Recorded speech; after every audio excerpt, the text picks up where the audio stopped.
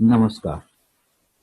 ICSE board द्वारा कक्षा 9वीं और 10वीं के विद्यार्थियों हेतु हिंदी की जो पुस्तकें निर्धारित की गई हैं, उनमें से एक पुस्तक का नाम है एकांकी संचय।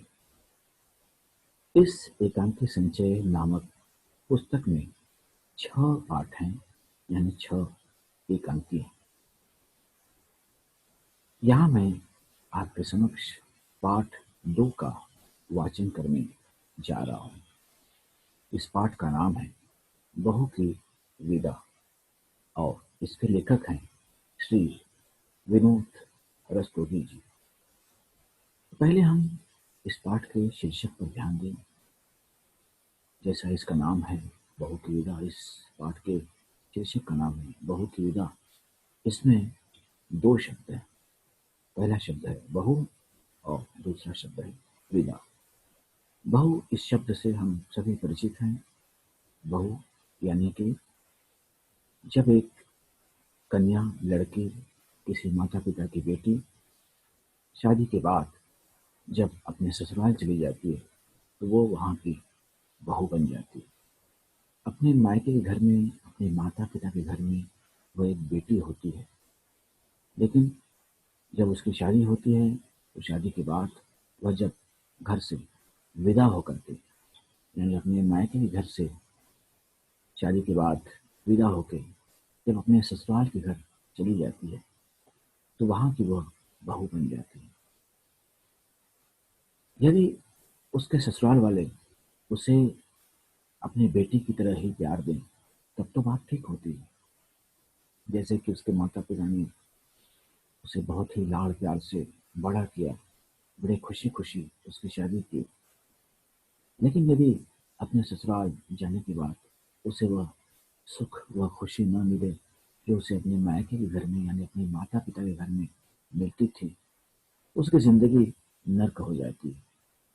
और कई बार, बहुत बार ऐसा देखा जाता है कि जब एक बेटी बहू बनकर ससुराल जाती है तो उसे बेटी का दर्जा नहीं दिया जाता, उसे बेटी का सम्मान नहीं मिलता है। ससुराल वाले उसे अपनी बेटी के समान नहीं समझते हैं, उसे पराया समझते हैं। और इस कारण बहू जब घर वालों द्वारा प्रताड़ित की जाती है, उसे वह सम्मान नहीं मिलता बल्कि उसे अपमान सहना पड़ता है, तो उसकी बड़ी बुरी दशा हो जाती है। और यही इस एकांकी में कहा गया है। कुछ प्रकार से उन्होंने बताने की कोशिश की है, कुछ इस प्रकार से बताने की उन्होंने कोशिश की है कि बहू के साथ ससुराल में क्या होता है। हर बार नहीं होता है। बहुत सारे ससुराल वाले जो होते हैं बड़े सज्जन होते हैं, बड़े सभ्य होते हैं और वे अपनी बहू को बेटी के समान ही मानते हैं। लेकिन कहीं कहीं ऐसा भी दिखाई पड़ता है जहाँ की बहू को वो सम्मान नहीं मिलता है, बल्कि उसको दुख का सामना करना पड़ता है, परेशानियों का सामना करना पड़ता है, मुश्किलों का सामना करना पड़ता है। क्योंकि इसके पीछे सबसे बड़ी जो वजह है, इसके पीछे जो सबसे बड़ा कारण है, वह है दहेज। और दहेज के कारण उस बहू को बहुत ही कष्टों का सामना करना पड़ता है। अब दूसरा शब्द है विदा। तो बहू का मतलब तो आप सभी जानते ही हैं और यहाँ भी स्पष्ट हो गया है कि बहू मतलब क्या। और उसके बाद दूसरा शब्द है विदा। तो कोई लड़की, कन्या जब अपनी शादी के बाद विदा होती है, जब वो विदा होती है तो अपने मायके से ससुराल के घर में जाती है।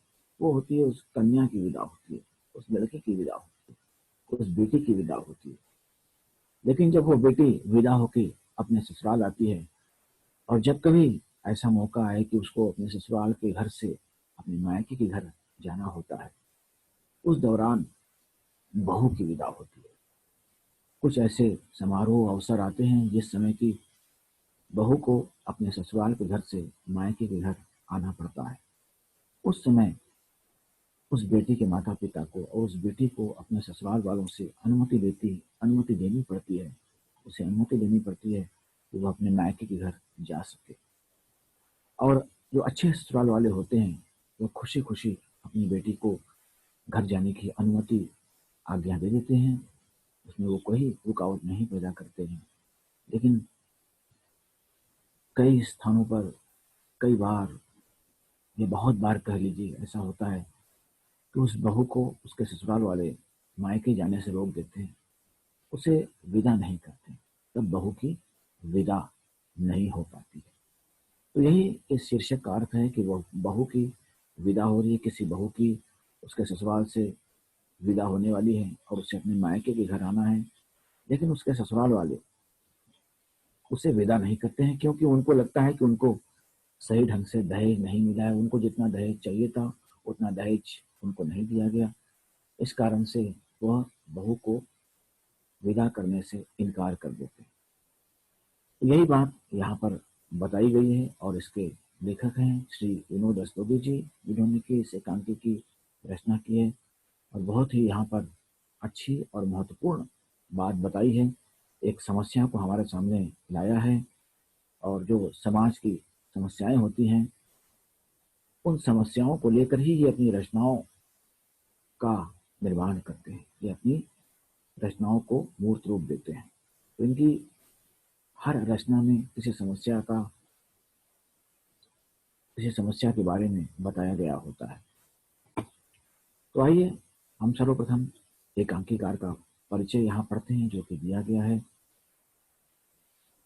श्री विनोद रस्तोगी का जन्म सन 1923 में उत्तर प्रदेश के फर्रुखाबाद जिले के शमशाबाद नामक गांव में हुआ। आपकी आरंभिक शिक्षा फर्रुखाबाद में तथा स्नातक स्तर की शिक्षा कानपुर में हुई। हिंदी विषय में एमए के बाद रस्तोगी जी आकाशवाणी के इलाहाबाद केंद्र में नाट्य निर्देशक के पद पर कार्य करने लगे। आपने नाट्य साहित्य के क्षेत्र में प्रवेश किया। अब तक आपके 8 उपन्यास तथा 2 कविता संग्रह प्रकाशित हो चुके हैं।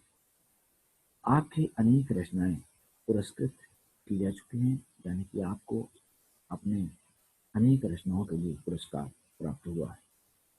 नए हाथ, आजादी के बाद, बर्फ की मीनार, गोपा का दान, दरारें, रुपया, रूप और रोटी, भगीरथ के बेटे आपकी बहुचर्चित रचनाएं हैं। आपकी रचनाओं में जीवन की समस्याओं का चित्रण हुआ है। आपकी रचनाओं में जीवन की समस्याओं का चित्रण हुआ है। आधुनिक जीवन की मानसिक कुंठाओं को उन्होंने अपने एकांकियों में स्थान दिया।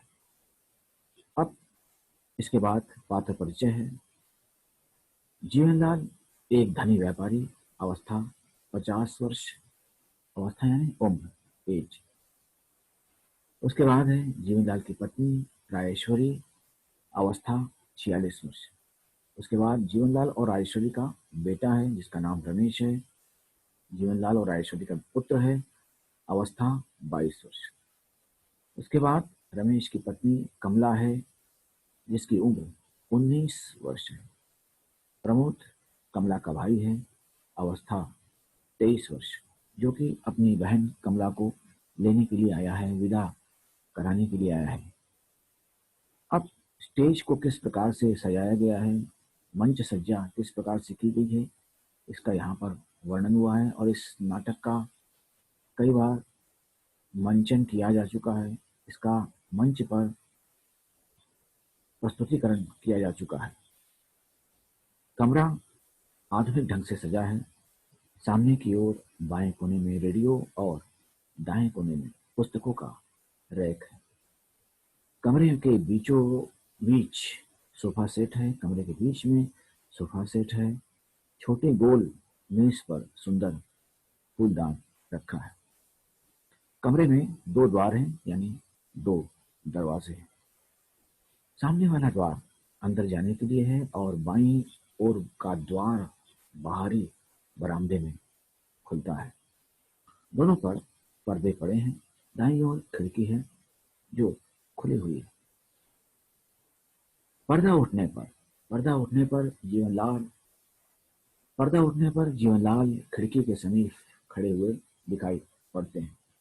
वे बाहर की ओर देख रहे हैं। आंखों पर चश्मा है, भरे हुए चेहरे पर बड़ी बड़ी मूछें हैं, सिर गंजा है, धोती कुर्ता पहने हैं, मुख पर गंभीरता और समृद्धि के चिन्ह है। उनसे कुछ दूर हटकर ही प्रमोद विनम्र भाव से खड़ा है। वो पैंट बुशर्ट पहने हैं, चेहरे पर निराशाजन्य करुण भाव है, यानी वो बहुत दुखी और उदास है और निराश भी है। प्रमोद आगे बढ़कर धीमे स्वर में, क्या निर्णय किया आपने, क्या निर्णय किया आपने? जीवनलाल कहते हैं, विदा नहीं होगी।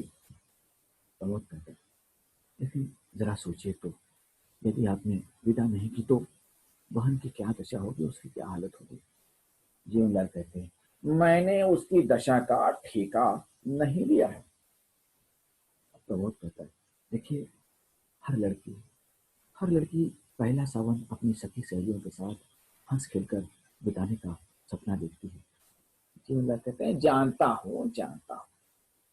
जीवनलाल सोफे पर बैठकर जम्मू हाई लेते हैं, मानो कि वे प्रमोद की बातों से उब रहे हों। प्रमोद कहता है, ये जानकर भी? जीवनलाल, देखो, मैं अपना निर्णय सुना चुका हूँ, विदा नहीं होगी मतलब नहीं होगी। प्रमोद कहता है, यदि मैं कमला को बिना लिए ही गया तो वहां का हृदय टूट जाएगा, उसका दिल टूट जाएगा। जीवनलाल कहते हैं, अरे मैं मजबूर हूँ, अगर माँ बाप का इतना ही ख्याल था तो दहेज पूरा क्यों नहीं दिया? प्रमोद दीन स्वर में, देखिए, अपनी सामर्थ्य के अनुसार, अपनी हैसियत के अनुसार जितना भी हो सका हमने दे दिया, फिर भी अगर। जीवनलाल कड़े स्वर में, अगर तुम्हारी सामर्थ्य कम थी तो अपनी बराबरी का घर देखते, अपनी बराबरी का घर देखते। अरे झोपड़ी में रहकर महल से नाता क्यों जोड़ा? उनका कहने का मतलब है कि तुम गरीब हो तो अमीर के घर अपनी बहन की शादी क्यों की? तुमको किसी गरीब के घर ही रिश्ता तय करना था। अब इसके बाद प्रमोद कहता है, जी, वो कुछ कह नहीं पाता है, उनसे ज्यादा बहस नहीं करना चाहता, इसलिए सिर्फ जी कहता है। बड़ा ही सज्जन स्वभाव का, बड़े अच्छे स्वभाव का ये लड़का है। जीवनलाल कहते हैं, उठकर आवेश से टहलते हुए, अरे देना तो दूर, बारात की खातिर भी ठीक से नहीं की गई, बारात का सही ढंग से सम्मान भी नहीं किया गया, उनका आदर सत्कार सही ढंग से नहीं किया गया, और मेरे नाम पर जो धब्बा लगा, मेरी शान को जो ठेस पहुंची, भरी बिरादरी में जो हंसी हुई, उस करारी चोट का घाव आज भी हरा है, आज भी हरा है। जाओ जाओ, कह देना अपनी माँ से कि अगर बेटी की विदा कराना चाहती हैं तो पहले उस घाव के लिए मरहम भेजे। यानी उसको चोट पहुंची है। कौन सी चोट? कि उसको दहेज नहीं मिला, उसके बारातियों का सही ढंग से स्वागत सत्कार नहीं किया गया, और मुख्य बात यह है कि उसको पूरा दहेज नहीं मिला गया, पूरा दहेज नहीं मिला जिसकी उसे उम्मीद थी। इसलिए वह खफा है, नाराज है, और इसी कारण से वो अपने बहू को उसके मायके भेजने से मना कर रहा है। प्रमोद कहता है, जी, देखिए, आप इस समय तो विदा करा दें, इस समय तो विदा करते हैं, हम गौने में आपकी हर मांग पूरी करने की चेष्टा करेंगे, पूरी कोशिश करेंगे कि गौने के अवसर पर हम आपकी हर मांग पूरी कर दें। अब जीवनलाल कहता है, देखो, मैंने दुनिया देखी है प्रमोद, मैंने दुनिया देखी, ये बाल धूप में सफेद नहीं हुए हैं, और तुम कल के छोकरे, कल के छोकरे, अब मुझे बेवकूफ बनाना चाहते हो? अरे, ये आप क्या कह रहे हैं? प्रमोद कहता है, ये आप क्या कह रहे हैं? जीवनलाल कहते हैं, ठीक कह रहा हूँ, ठीक कह रहा हूँ, अब मेरा फैसला आखिरी है।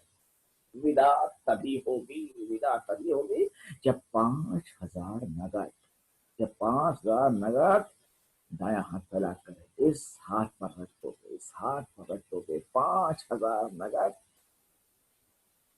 आवेश में प्रमोद कहते हैं, ये तो सरासर अन्याय है, शिकायत आपको हमसे है, शिकायत आपको हमसे।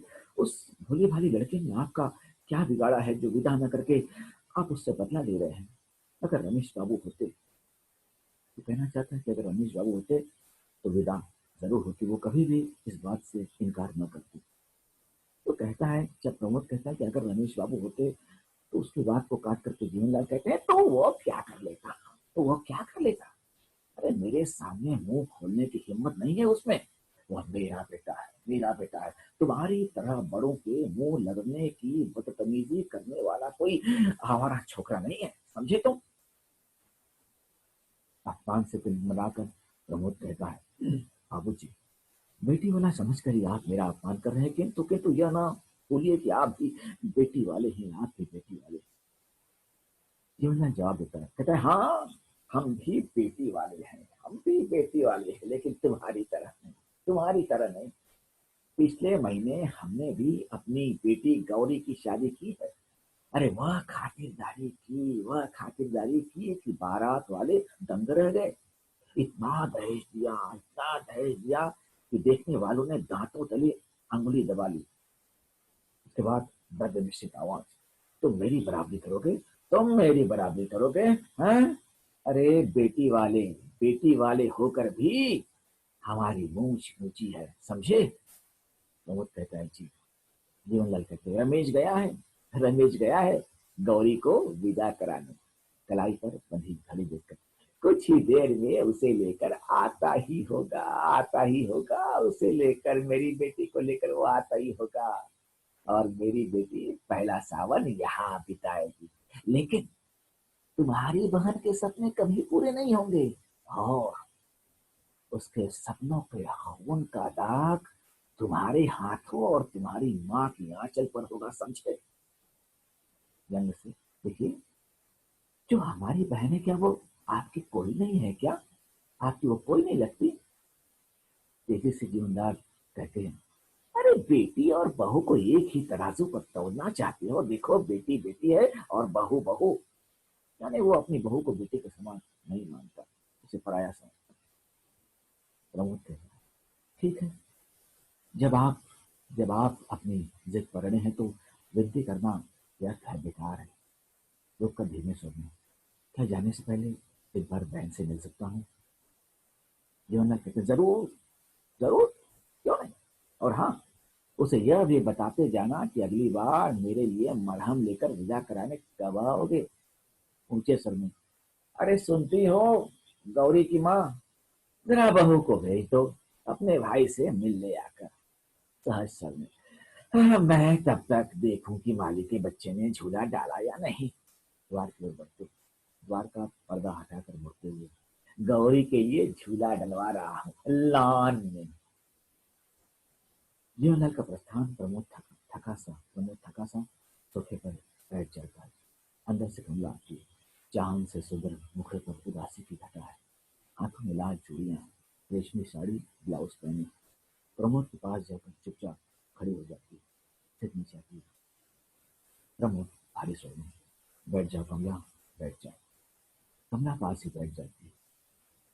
उसके बाद प्रमोद पूछता है, अच्छी तरह तो हो ना बहना। कमला से सकने लगती है, यानी रोने लगती है। प्रमोद को भी रोना सा आ जाता है, वो भी आर्द्र स्वर में कहता है, देखो पागल मत बनो कमला, मेरी बहन, पागल मत बनो, रो मत, मैं कहता हूँ रो मत। अरे ये मोतियों का मूल्य समझने वाला यहाँ कोई नहीं है, यहाँ कोई नहीं है। पानी से पत्थर नहीं पिघल सकता, पानी से पत्थर नहीं पिघल सकता। सिसकती हुई, भैया भैया, घबराओ मत, घबराओ मत, मैं जल्दी ही फिर आऊंगा, और उस बार विदा अवश्य होगी, जरूर विदा होगी, क्योंकि मैं चोट का मरहम लेकर आऊंगा। न समझने के लिए मरहम, तुम कमला को पता नहीं कि जीवनलाल और प्रमोद के बीच क्या बातचीत हुई है, और वो कैसा मरहम चाहती है, इसलिए वो न समझने के ढंग से पूछती है, मरहम, कैसा मरहम। प्रमोद जवाब देता है, हाँ कमला, हमारे व्यवहार से बाबूजी के कलेजे में घाव हो गया है, उन्हें मरहम चाहिए, और उस मरहम की कीमत है 5,000 रुपए। कमला चौंक कर भाई की ओर देखती है। प्रमोद कहता है, तुम चिंता न करो कमला, तुम बिल्कुल चिंता न करो, मरहम का प्रबंध हो जाएगा। अरे इस गिरे हाल में भी मकान 7-8 हजार में तो बिक ही जाएगा। प्रमोद अपनी बहन की विदा के लिए, उसको विदा कराने के लिए अपने घर को भी बेचने को तैयार है। लेकिन कमला जब यह सुनती है तो व्याकुलता पूर्ण आग्रह से, मैंने बेचैनी के साथ बड़े ही प्रार्थना पूर्ण स्वर में अपने भाई से कहती है, देखिए भैया, मेरी विदा के लिए घर न बेचना, आपको मेरे सुख सुहाग की सौगंध है, आपको मेरे सुख सुहाग की सौगंध है। ये क्या कह रही हो तुम? प्रमोद कहता है, ये क्या कह रही हो तुम? क्या तुम नहीं चाहती कि पहला सावन सखी सहेलियों के साथ माँ के घर बिताओ? क्या कहती है, किस लड़की की ये कामना नहीं होगी भैया, लेकिन लेकिन उस कामना की पूर्ति के लिए इतनी बड़ी कीमत चुकाना कहाँ तक ठीक है? देखिए, साल 2 साल में विमला का ब्याह भी, उसकी भी शादी आपको करनी है। आवेश में आकर, जोश में आकर, उतावलेपन में आकर ऐसा कोई निर्णय मत लीजिए। वो कहना चाहती है, लेकिन बीच में उसको प्रमोद काटता है, कहता है, लेकिन तुम कमला ये बिल्कुल नहीं चाहती कि मेरी विदाई के लिए उसका भाई घर बेचे, क्योंकि प्रमोद और कमला की एक बहन भी है जिसका नाम है विमला। तो उसे पता है कि विमला की शादी भी करनी है और ये लोग घर बेचने के बाद बेघर हो जाएंगे, कहाँ जाएंगे, कितनी मुश्किलों का सामना करना पड़ेगा, कितनी तकलीफें उन पर आ जाएंगी। इसलिए कहती है, आवेश में आकर ऐसा निर्णय मत लो भैया। प्रमोद कहता है, लेकिन तुम, लेकिन मेरी चिंता न करें आप। सच, विदा न होने से भैया मुझे जरा भी दुख न होगा।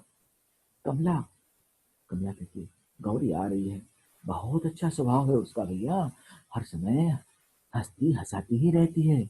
उसके साथ रहकर मुझे सखी सहेलियों की कमी बिल्कुल नहीं अखरेगी, आप विश्वास करें भैया।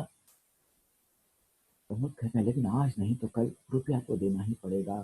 कमला मेरी बहन, रुपया तो देना ही पड़ेगा। कागज के टुकड़ों पर अपना स्नेह और प्यार बेचने वालों के बीच तुम इस तरह कब तक रह सकोगी? कमला कहती है, धीरे धीरे सब ठीक हो जाएगा भैया, माँ जी तो ममता की मूर्ति है ही, बस बाबूजी जरा जिद्दी स्वभाव के हैं। समय के साथ ये भी सब भूल जाएंगे, मुझे पूरी उम्मीद है। लेकिन प्रमोद कहता है कि मुझे ऐसा तो नहीं लगता, सब एक ही धातु के बने हैं। हो सकता है कि माँ जी की ममता सिर्फ दिखावा हो, ढोंग हो, आडंबर हो, सिर्फ दिखावा हो। अंदर से राजेश्वरी का प्रवेश, गोरा रंग है, स्वस्थ शरीर है, सफेद साड़ी और ब्लाउज पहनी है, और उसने ये एक शब्द सुन लिया, दिखावा। बाकी सारी बातें तो वो सुन नहीं पाई, अच्छा ही हुआ, लेकिन उसने सुन लिया दिखावा। तो राजेश्वरी कहती है, कैसा दिखावा भैया? प्रमोद चौंक पड़ता है। कमला और प्रमोद उठने का उपक्रम करते हैं, यानी उपक्रम यानी तैयारी। कमला और प्रमोद उठने का उपक्रम करते हैं, यानी उठने की तैयारी करते हैं। राजेश्वरी दूसरे कौच पर बैठती हुई, बैठे रहो तुम लोग, बैठे रहो, हंसकर, हाँ हाँ, क्या बातें हो रही थी भाई बहन में? प्रमोद कहता है, बस कुशल क्षेम पूछ रहा था, बस हालचाल पूछ रहा था। अच्छा ये बताओ, राजेश्वरी पूछती है, अच्छा ये बताओ कि विदा के लिए क्या कहा उन्होंने? यानी उसका कहना है कि उसके पतिदेव जो जीवन लाल है, उन्होंने विदा के लिए क्या कहा, हाँ कहा या ना कहा? प्रमोद मौन रहता है। कमला दृष्टि नीची कर लेती है, यानी निगाहें नीचे कर लेती है। राजेश्वरी कहती, समझ गई, समझ गई। अरे अपनी जिद के आगे तो वे किसी की सुनते ही नहीं। जब तुम्हारी चिट्ठी आई थी तभी मना कर रहे थे, अरे मैं तो समझाते समझाते हार गई। अच्छा खैर, क्या कहा उन्होंने, क्या कहा? प्रमोद अब भी मौन है, वो कुछ बोल नहीं पाता।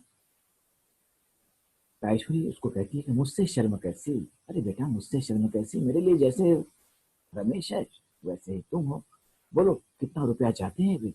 अब देखिए, यहाँ राजेश्वरी के चरित्र की विशेषताएं प्रकट हो रही हैं कि वो प्रमोद को भी वैसा ही मानती है जैसा कि वो अपने बेटे को समझती है। इसीलिए कह रही है, मेरे लिए जैसे रमेश वैसे ही तुम, बोलो कितना रुपया चाहते हैं वे? प्रमोद कुछ कह नहीं पाता, वो कैसे बताए कि 5,000 रुपया वो चाहते हैं। सिर्फ कहता है, जी जी। देखिए, रुपए की तो कोई बात नहीं है, बस अब वे तो। लेकिन राजेश्वरी समझ जाती है, बीच में ही कहती है, माँ से झूठ बोलते हो, माँ से झूठ बोलते हो। अरे मैं उन्हें अच्छी तरह जानती हूँ, मैं अपने पतिदेव को अच्छी तरह जानती हूँ, इंसान से ज्यादा प्यारा उन्हें पैसा है। जी आप, राजेश्वरी प्रमोद की ओर गूढ़ दृष्टि से देखते हुए, नहीं गहरी निगाहों से देखते हुए कहती, बोलो बोलो, कितना रुपया लेकर वे विदा करने को तैयार है? चुप क्यों हो, बताओ मुझे। धीमी और उदास आवाज में कहता है, धीमे और उदास स्वर में कहता है कि जी 5,000। राजेश्वरी कहती, बस सिर्फ 5,000? अरे मैं देती हूँ, तुम क्यों चिंता करते हो, मैं तुम्हें रुपए देती हूँ। उनके मुंह पर मार कर कहना, ये लो कागज के रंग बिरंगे टुकड़े जिन्हें तुम आदमी से ज्यादा प्यार करते हो। उठकर सामने वाले द्वार की ओर बढ़ती हुई कहती, मैं अभी लाती हूँ। प्रमोद कहता है, उठकर, ठहरिए माँ जी, ठहरिए। राजेश्वरी रुक जाती है और मुड़कर प्रमोद की ओर देखती है। प्रमोद कहता है, देखिए मुझे रुपए नहीं चाहिए, मैं बिना विदा कराए ही जा रहा हूँ, कोई बात नहीं, चल जाएगा। कमला उसी प्रकार मूर्तिवत बैठी है। उसके बाद राजेश्वरी कहती है लौटती हुई, अरे ये क्या कह रहे हो बेटा, ये तुम क्या कह रहे हो, मेरे रहते विदा न हो, ये कभी नहीं हो सकता। अरे मैं माँ हूँ बेटा, मैं माँ हूँ, माँ के दिल को समझती हूँ। भारी स्वर में, जिस तरह उतावली होकर मैं गौरी की राह देख रही हूँ, मैं जानती हूँ कि उसी तरह तुम्हारी माँ भी कमला की राह देख रही होगी बेटा। नहीं, विदा जरूर होगी, विदा जरूर होगी, तुम अकेले नहीं जाओगे, तुम अकेले बिल्कुल नहीं जाओगे। कमर से कमर से कुंजियों का गुच्छा निकालकर कमला की ओर बढ़ाती हुई, जा बेटी जा, तिजोरी से रुपए निकाल ला। कमला गुच्छा लेने से शर्म महसूस करती, उसे संकोच होता है और कमला गुच्छा लेने के लिए हाथ नहीं बढ़ाती आगे। प्रमोद खिड़की की ओर मंद गति से बढ़ता है। राजेश्वरी कहती है, अरे जाती क्यों नहीं, जाती क्यों नहीं, जा ना, मैं कह रही हूं ना, जा। अरे जल्दी कर, गुच्छा कमला के हाथ में थमाती है। तू कहती है जल्दी कर। कमला उठकर माँ जी कहती है और फिर सिसकने लगती है। राजेश्वरी कहती है, मेरी बेटी, ऐसा कहकर उसे वह हृदय से लगा लेती है। प्रमोद खिड़की से बाहर की ओर देखने लगता है। जीवनलाल बाहर से, अरे सुनती हो, गौरी के आने का समय हो गया। जीवनलाल बाहर से कहता है, अरे सुनती हो, गौरी के आने का समय हो गया और तुमने स्वागत की कोई तैयारी नहीं की। हाँ, स्वागत की कोई तैयारी नहीं की। राजेश्वरी कमला से, जा बेटी जा, तू अंदर जा, तू अंदर जा। कमला अंदर जाती है। प्रमोद मुड़कर बाहर वाले द्वार की ओर देखता है, इधर से जीवनलाल आते हैं। जीवनलाल, अरे तुम यहाँ खड़ी हो, अरे जाकर तैयारी करो, स्वागत की तैयारी करो। जरा ये भी तो देख ले कि नाक वाले अपनी बेटी का स्वागत कैसे करते हैं। राजेश्वरी चिढ़कर, गालियों के अलावा कभी सीधी बात तुम्हारे मुंह से नहीं निकलती क्या, जब देखो तब बेढंगी बातें। ये लो, इसमें कौन सी गाली दे दी मैंने। जवाहरलाल कहते हैं, ये लो, इसमें कौन सी गाली दे दी मैंने। राजेश्वरी कहती, तुम समझते हो कि दुनिया में एक तुम ही नाक वाले हो और सब नकटे हैं। जवाहरलाल कहते हैं, अरे तुम्हें तो मेरी हर बात में बुराई ही बुराई दिखाई देती है। अब प्रमोद, अब तुम ही बताओ, अरे मैंने कौन सी बुरी बात कही थी, कौन सी बुरी बात कही है। प्रमोद कहता है धीरे धीरे आगे बढ़ते हुए, ठीक ही कहा है आपने, ठीक ही कहा है आपने। आज के युग में पैसा ही नाक और मूछ है।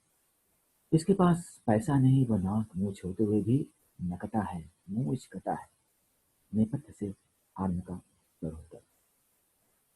राजेश्वरी प्रसन्न स्वर में, आ गई मेरी गौरी। राजेश्वरी नहीं, जीवनलाल कहते हैं, जीवनलाल कहते हैं प्रसन्न स्वर में, आ गई मेरी गौरी, आ गई मेरी गौरी। राजेश्वरी से, अरे खड़ी खड़ी मेरा मुंह क्या देख रही हो, अंदर से मिठाई का थाल लाओ। राजेश्वरी उसी प्रकार खड़ी रहती है, उसकी दृष्टि बाहर वाले द्वार की ओर है। प्रमोद भी उसी ओर देखता है। अंदर वाले द्वार के अंदर वाले द्वार के पर्दे की ओट में कमला खड़ी है। बाहर से उसका हाथ दिखाई पड़ रहा है।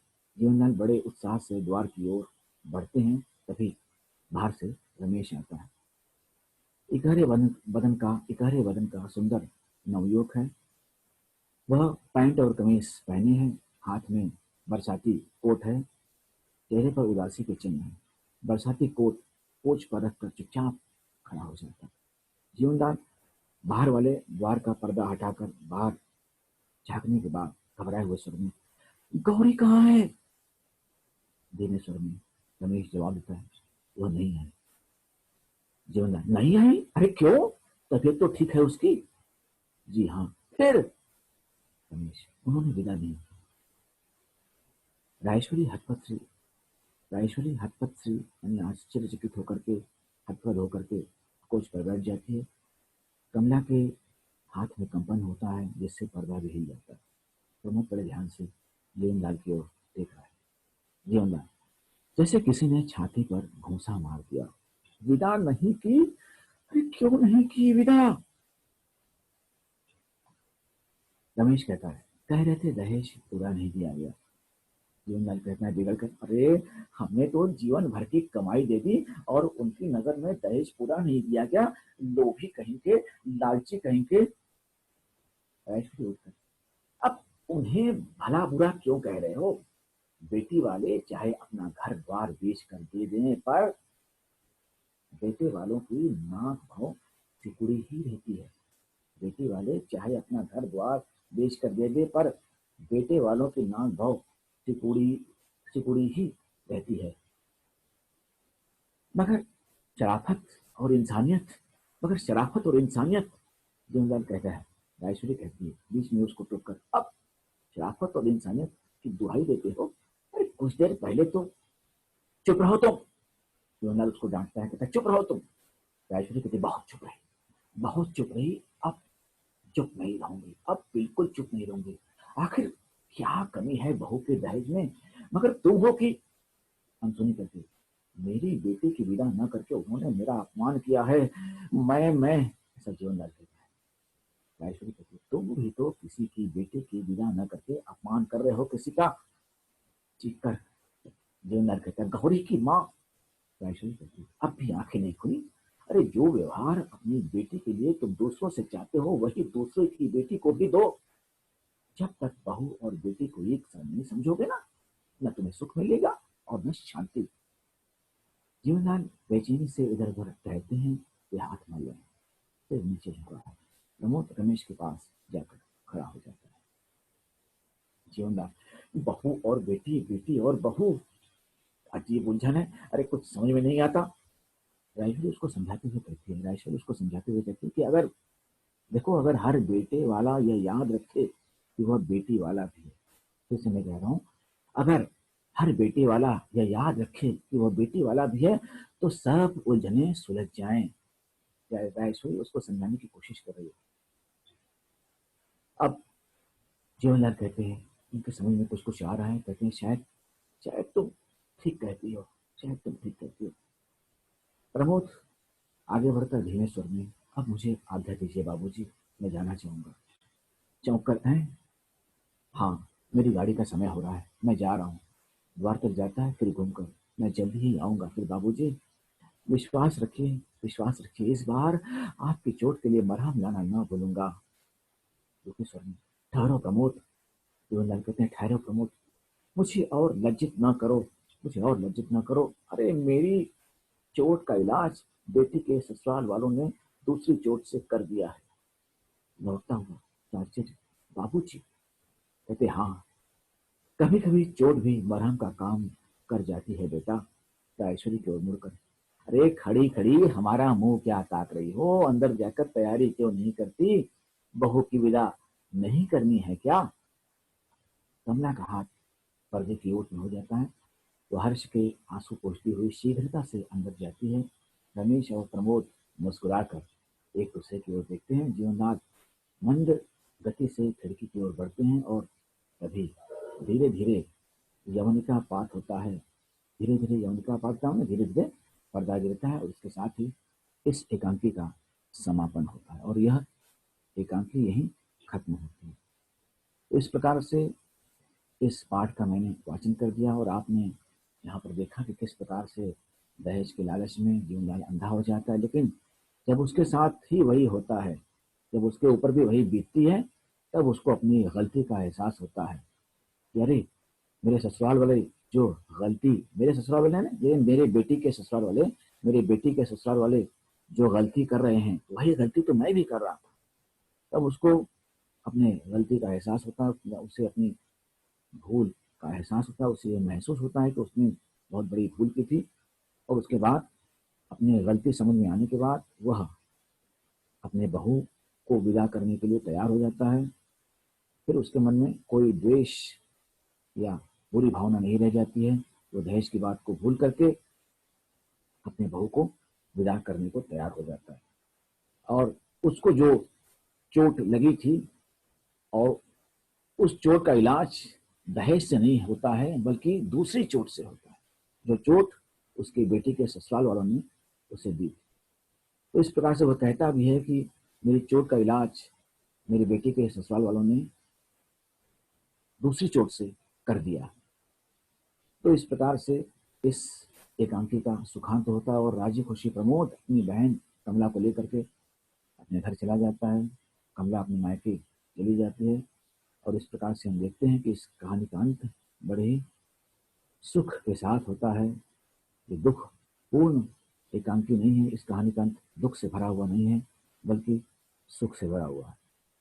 तो आइए अब इस पाठ को मैं यहीं समाप्त करता हूँ। एक्चुअली ये समाप्त हो चुका है, इसका वाचन यही समाप्त हो चुका है। मैं अपने मुख को विराम देता हूँ और आपसे अनुमति लेना चाहता हूँ और अनुरोध करता हूँ आपसे कि इस पाठ को आप बार बार पढ़ते रहिए और साथ ही साथ इस ऑडियो को बार बार सुनते रहिए ताकि आपके दिमाग में ये पाठ अच्छी तरह से बैठ जाए और जब इसके प्रश्नों के उत्तर देने का वक्त आएगा तो आप इसके प्रश्नों का जवाब सही ढंग से दे सकें, यही मैं उम्मीद करता हूँ।